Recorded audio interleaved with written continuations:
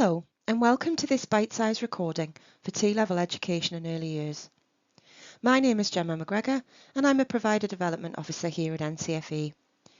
In this session, we'll be looking at insights from the Chief Examiner's report for the Summer 2025 Core A and B exams. The aim is to highlight key strengths, identify areas for development, and share strategies to support assessment readiness for future cohorts. Let's move on and explore the key themes from both papers. We'll explore the main strengths that students demonstrated, as well as the areas where challenges remain. This will help us understand not only how students are progressing, but also where additional support and focus are still needed.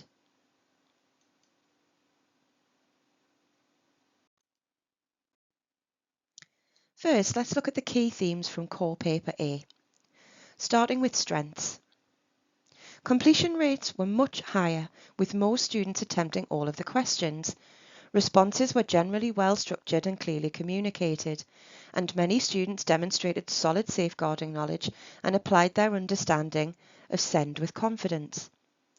There were also notable improvements in the maths-based questions compared to the last series. At the top end, higher band responses showed effective use of theory that was supported by some clear and relevant examples. Turning to areas of development, some students showed misunderstanding of the early years foundation stage guiding principles, and there were some weaknesses in applying social constructivism theory accurately. There were also confusion about the concept of position of trust and safeguarding breaches. The application of social development stages was also somewhat inconsistent, and in extended answers some students drifted off focus or repeated scenario details rather than analysing them. Finally, there's still an ongoing need to strengthen the use of command verbs and key vocabulary within the core exams. Moving on now to Core Paper B. Again, let's start with the strengths. Most students attempted all of the questions here, showing strong engagement across the paper. Responses were generally well structured as in Paper A, and many students demonstrated confident subject knowledge. There was a good understanding of language development strategies and fine motor skills. Students also gave strong responses on the importance of observation and on the use of SEND terminology. Again, as with Paper A, there was clear improvement in the maths-based questions compared to the previous series.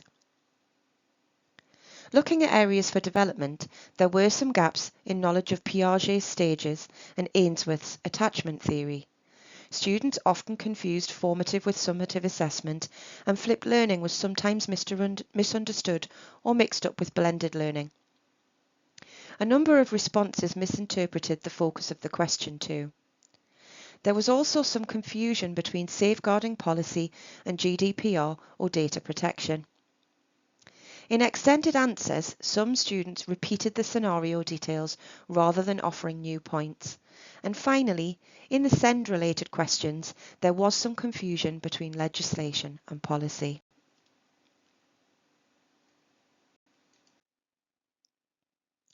Overall, student performance in this assessment series showed notable improvement. The majority of students demonstrated strong subject knowledge and understanding, and nearly all students attempted every question. Responses were more structured and more focused than in previous series. However, some challenges still remain. One continuing challenge is the legibility of handwriting. It's also recommended that you support students in managing exam time more effectively. In addition, there are still some gaps in theory, terminology, and the accurate application of that knowledge. So the key message really is that the cohort was stronger overall, but continued focus is needed on three main areas: the accuracy of terminology, depth of analysis, and precise interpretation of the questions. As you continue to listen, think about your own students. Have you heard anything here that resonates with their current performance or exam readiness? In the next section, we'll explore some practical ways to strengthen these areas and further enhance your students' outcomes. Having reflected on the progress made in the areas where challenges remain, let's now turn our attention to strategies that can help enhance your students' outcomes. This section will focus on practical approaches that you and your students can use to build on strengths, close gaps identified, and ensure greater confidence and precision in future assessments. To enhance outcomes, there are several key areas that we need to focus on. One important focus is the theory and application.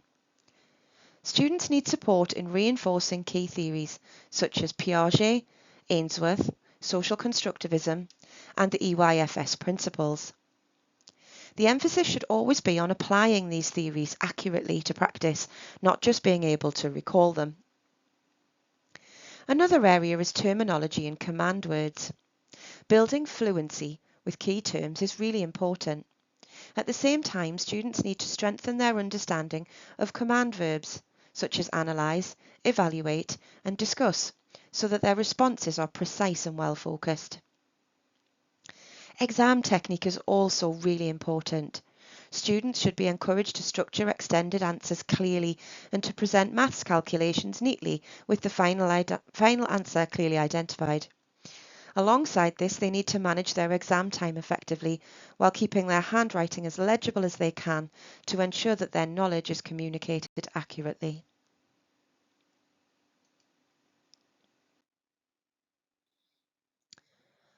Alongside these points, there are further areas that can make a real difference.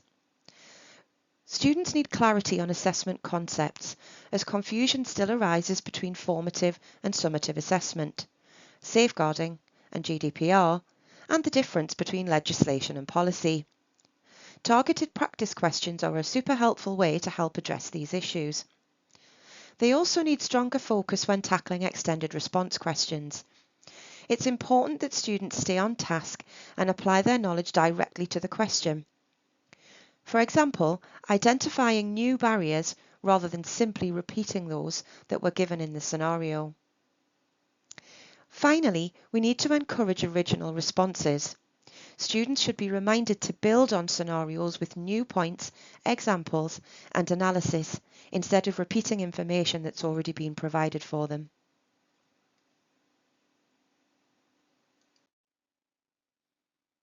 In the classroom, there are some practical strategies that can help strengthen these outcomes.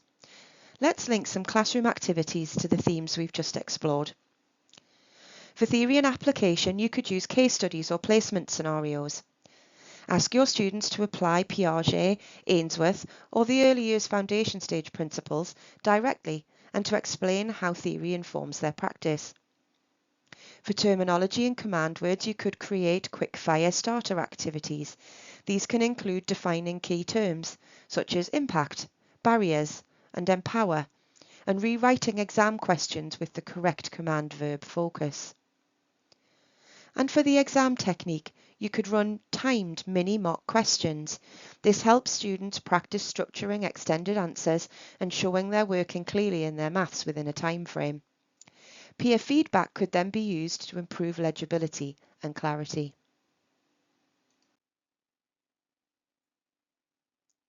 To clarify assessment concepts, you could use compare and contrast activities.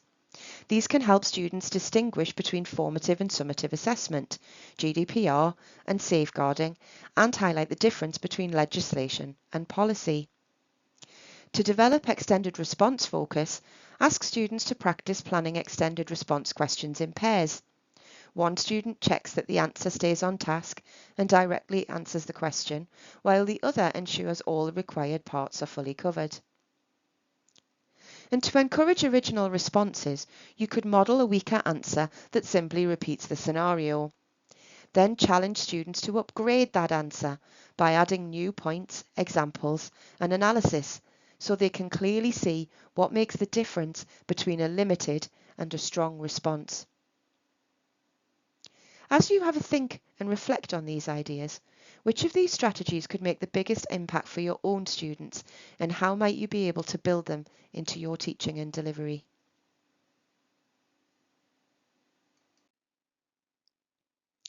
As we look ahead, it's important to recognise that progress doesn't stop here.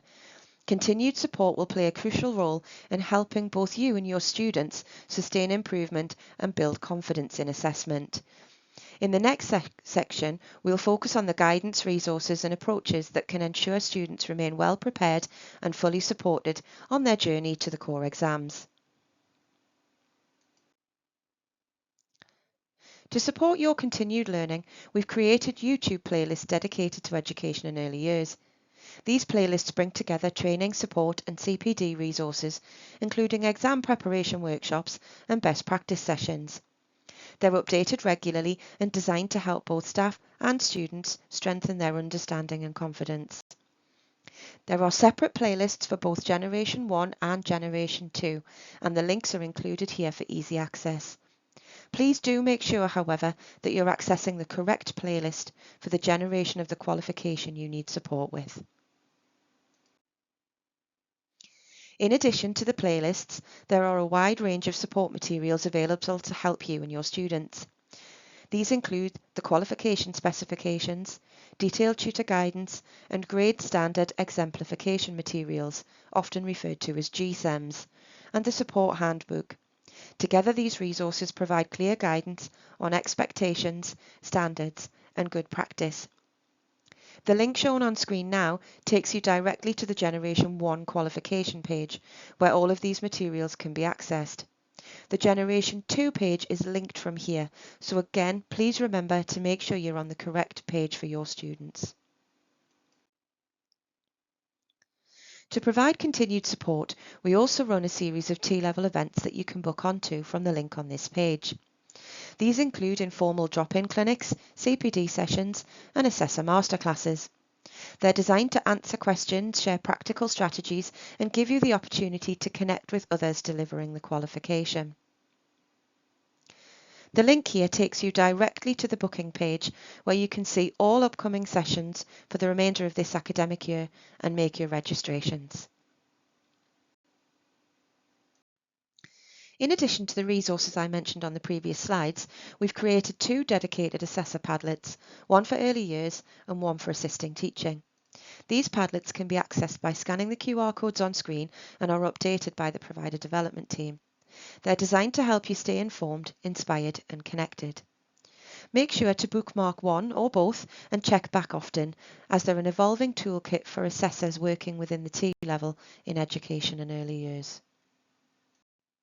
We'd also like to invite you to join the Education and Early Years community of best practice, if you haven't already.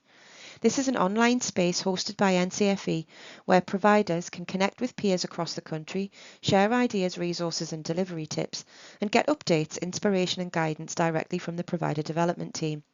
By joining, you'll gain access to a dedicated Microsoft Teams space where you can ask questions, join in on discussions, and stay informed throughout your delivery journey. To sign up, simply scan the QR code on screen or use the link and complete the short form. It's a great way to stay connected and supported. For more tailored guidance, one-to-one support is also available. You can book a consultation call for dedicated support for you and your team. This can be arranged really easily by completing the booking form on our website. In addition, you can also access help via email at tlevelsupport@ncfe.org.uk. The link at the bottom of the slide will take you directly to our booking page. Before we finish, we'd really value your feedback.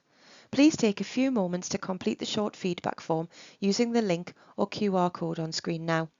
Your insights are invaluable to us as they help us shape future support and ensure we continue to meet your needs. Thank you again for taking the time to watch this recording. We hope the insights, strategies and resources shared today will support you and your students as you prepare for your upcoming assessments. Please remember that further support is always available and we welcome your feedback to help us continue to improve the guidance we provide. Thanks once again, and we look forward to seeing you at future events throughout the academic year.